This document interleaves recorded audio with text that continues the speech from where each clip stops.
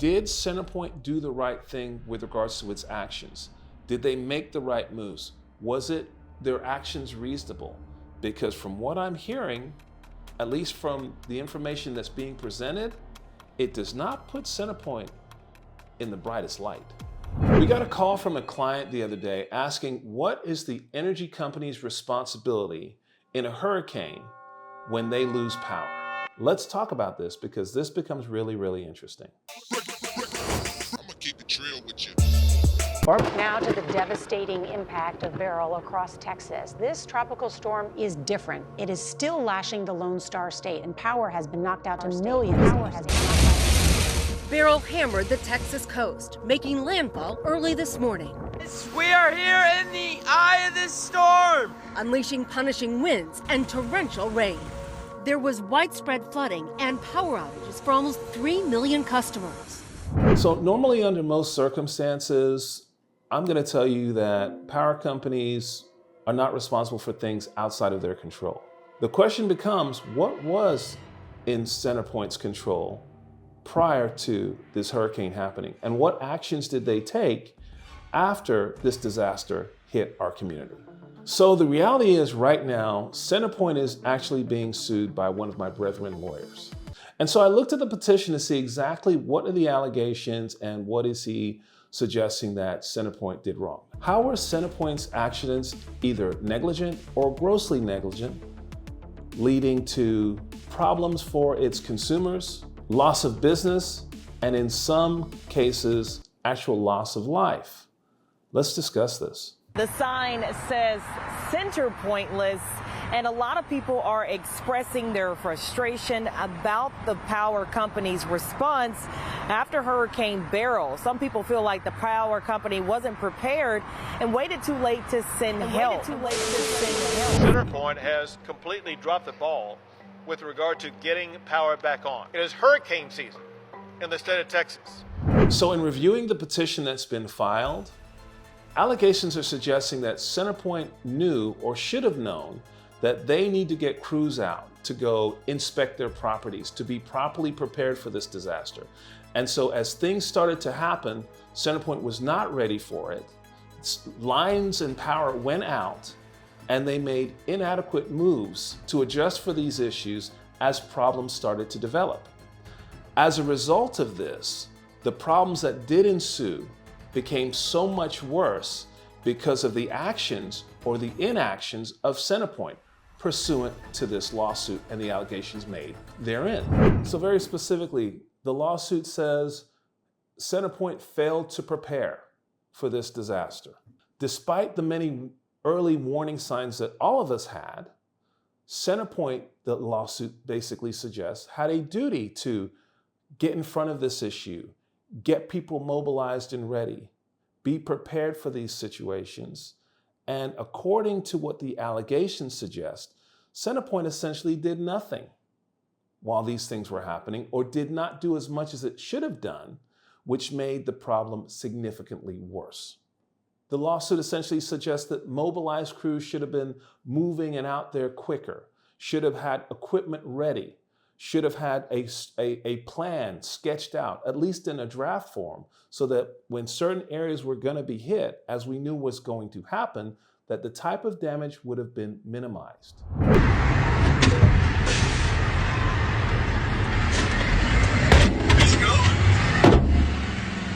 Damn, son! Please, God, stop harassing these people. I mean, they can't even eat lunch. A desperate plea from Ed Allen, who represents the Union for Texas Utility Workers. In a news conference yesterday, he says the amount of hostility that they've received this past week has been unacceptable. We've had people brandishing AK-47s at them, and it needs to stop. Today, there was 20 linemen held hostage by pew-pews. There's been linemen beaten up. There's been linemen jumped. There's been linemen cussed at, yelled at. Guys, this is sick. And let me go ahead and tell you, there's linemen leaving right now, and there's linemen that will never be back to Texas. And let me tell you, I'm one of them. So what's really interesting, if you look at the lawsuit and see what it suggests there, compared to what these linemen are saying. What are linemen?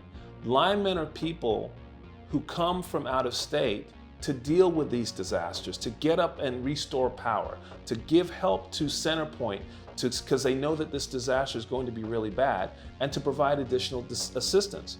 Well, if you're listening to the comments that are being made, these linemen are saying, hey, they're not paying for my housing, they're not paying for food. I've driven here on my own resources, on my own dime, and I've got to go spend my own money to take care of your disaster? That doesn't sound right to me. Others are saying, well, they are letting us just sit here and not work because there's a dispute over pay. That makes no sense.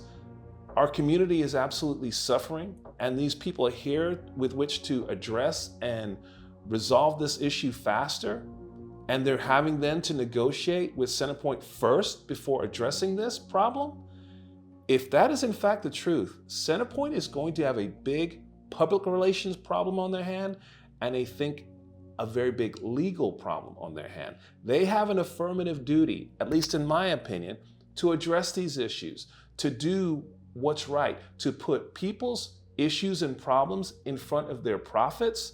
And if they fail to do that, I think that's what we're going to see when we start looking into this lawsuit. And when we start to see discovery being propounded on both sides. Did CenterPoint do the right thing with regards to its actions? Did they make the right moves? Was their actions reasonable? Because from what I'm hearing, at least from the information that's being presented, it does not put CenterPoint in the brightest light. So one of the big issues that's being alleged, breach of duty. When this hurricane did hit, CenterPoint has a responsibility to inform its citizens with regards to what's going on. Here's what we're doing to address. Here's the situation, and here's how we're laying things out. Well, the allegations suggest that it's failing to properly prioritize in terms of getting emergency services back to essential folks faster than others. They're not doing those things in terms of putting proper priorities on things.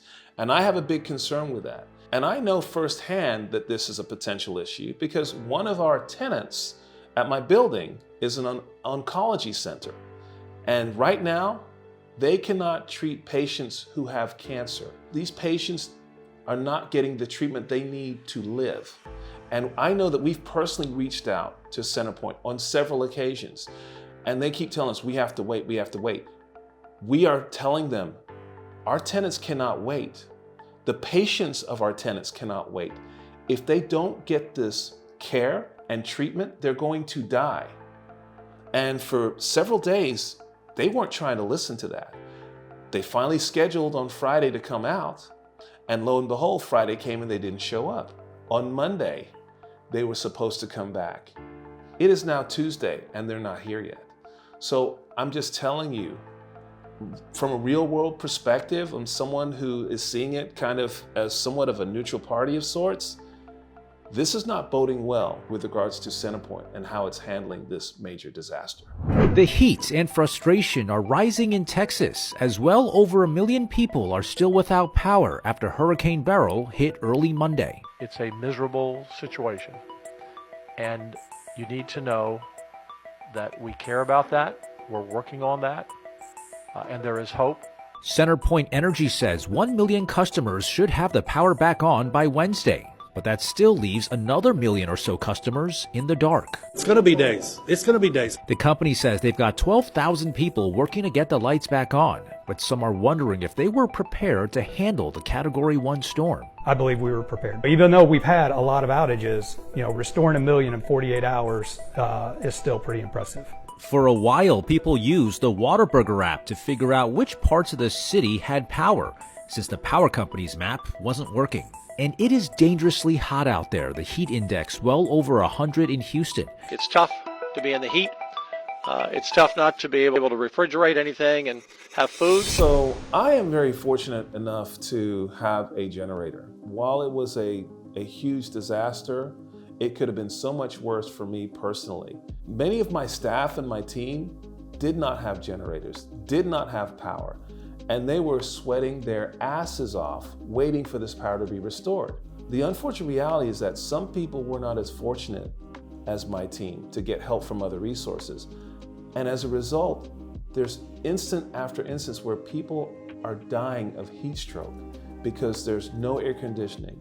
There's no fans to keep them cool. They're overheating and they're dying. And if it's the result of CenterPoints going after profits and making money as opposed to providing good service, CenterPoint is going to be looking at some potential wrongful death claims, and that's going to be a big problem for them. So one of the final bullet points as related to the litigation deals with deceptive practices and misinformation put out by CenterPoint, allegedly. And what this essentially centers around, based upon the allegations made, is that CenterPoint would put out information with regards to when power was going to be restored.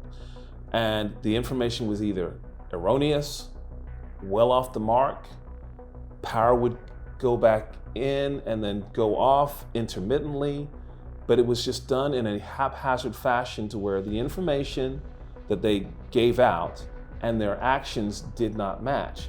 Now, I was with one of my staff when they looked at one of their maps, and I was like, what the hell is this thing? Because it made absolutely no sense to me. And so the fact that they're putting out information that was inaccurate, not proper, that people were relying on to their detriment but was wrong, again, does not speak well of the way in which CenterPoint handled this situation. Now again, guys, I am not saying that CenterPoint was right or was wrong with this particular issue. I certainly understand it was a disaster that no one could have really prepared for, so to speak, to some degree. But we knew this was going to happen. We knew this was going to be a problem. And CenterPoint has a responsibility to get out in front of these things, to act reasonably, to make sure that the problems that we had were minimized.